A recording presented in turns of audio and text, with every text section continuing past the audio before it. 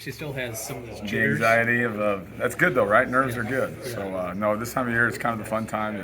It's Groundhog Day, but at the same time, we're building this team. The team's building their chemistry. You're figuring out who are those next pieces to kind of you have an idea of who your guys are that are going to help you out, and then who's going to be those subtle surprises along the way. So it's as we get closer and closer, school's about to start. Guys are starting to look out. People are showing up in town, and you just got to keep their focus for another week or so, and then we get going into the Wyoming prep. How much do maybe the players don't like it, but how much do you like training camp as a coach? In terms Oh, of shit, football, man. hands-on. It's fun. Training camp is fun. I remember vividly as being a third grader with tryouts, like despising August, like the month of August, and then 2-a-days and everything else. And now I'm the coach that's running them. So I've learned to adapt and really enjoy it in the preparation process. And this is like a mental test for these guys and for us coaches too. It's a long month, and it prepares you for the season ahead. So. Kevin, how do you approach your younger guys during camp? That, they might not know everything that they're supposed to be doing, and then guys like Gabe, just what do you tell them about just an aggressiveness on the field, or what they need if they're going to make a mistake? Yeah, they're not going to be perfect, and they're no longer the big man on campus. There's a bunch of big offensive linemen that are out there to block you now. It's not like you're going against a 200-pound offensive tackle like you were in high school. So, and if you do mess up, do it 100 miles an hour. Just be disruptive and physical, and because you're going to mess up. And I think our guys have embraced that part of it. That's the fun part. I feel like with me is I'm never going to get after them for messing up and going 100 miles an hour. That's the learning curve for the incoming guys is learning to adapt to the speed of the game and the expectations of, hey, I'm in my gap, but the ball's all the way over there. I still need to run to the ball. And building that mentality and demeanor. That's the learning curve that they have to face, along with obviously the X's and O's part of it. But for me, I just want them to play hard. And once we get that going, it's easy. I'd rather say whoa than go. With Shaman, he obviously bounced around a little bit last year. What was the process of landing him at this position in the outside linebacker? How did you guys get to this point? I think going through spring, we saw kind of our inside backer world of who it was, and I think Shaman kind of realized that we had some guys there, and he wanted to have a chance to get on the field. We just graduated 2 guys, and so he decided to make the move over to where we're at, and he does a great job on the edge, and I think he's kind of adapted to that role, and he's embraced it. So you look out there, he's having fun, he's enjoying where he's at, and he's making plays. So. I think he's just kind of come in and embrace where he's at with everything. What's been important for Alec over the last year to get adapted to what you guys are doing? Just what you said, adapting it. So this is really his first fall camp. He went through a COVID fall camp, and last year he was with us a little bit and then not with us. So he's learning how to take care of his body and get it prepared to build a routine to get him ready for the season. He's a guy that has natural ability. He's just a natural football player, and it's been great to kind of see him develop into a guy that we're going to count on this fall. I want to ask you about Ryan, as a former DC yourself. Mm-hmm. What do you think of his strengths as a leader of the defense?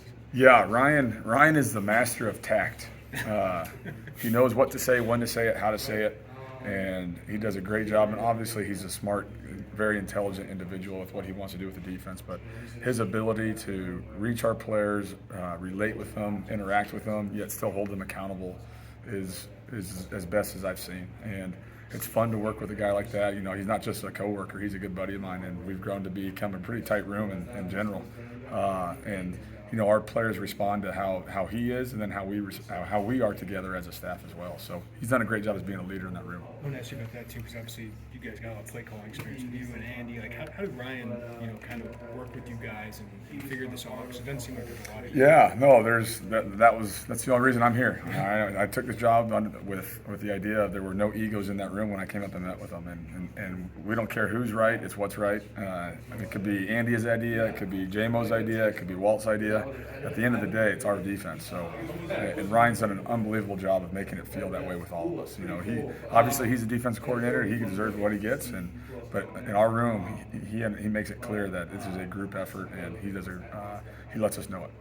With someone like Jared, how do you approach? I'm assuming maybe there's some frustration from him for some injuries here and there. Yeah. How do you approach keeping him up to speed while also telling him it's okay that? Yeah, it's from keeping up to speed, it's daily engagement, right? It's I'm asking him questions constantly. I probably him more in position meetings just to make sure he's involved, and then these guys, these are young kids. They're 18, 17, 18 years old that we told their parents we're going to take care of them when we're here, and that's what we're doing. So they're going through points of time in their life that they haven't really experienced with Jared especially. So he's always been a guy that's been out there playing, and now all of a sudden he's got a couple dings here and there, but it's just letting him have a shoulder when he needs it and talking and understanding, like, hey, listen, take care of yourself, and when you're ready, you're going to be ready. What's the chemistry like with Ryan on game day, like last year, where you have that bird's eye view?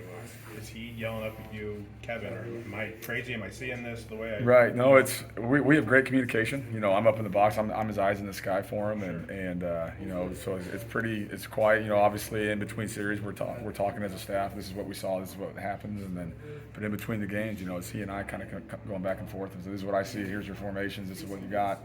And then Ryan takes the show from there, So it's a pretty collective unit, and I think that's what's made us the transition from when he went up to the box last year to back down to the field. I think that's where he feels more natural, and then having experienced guys on staff is also helping as well. Just in knowing him, did you get a sense that he might be back on the field sooner rather than later last season? Yeah. Oh.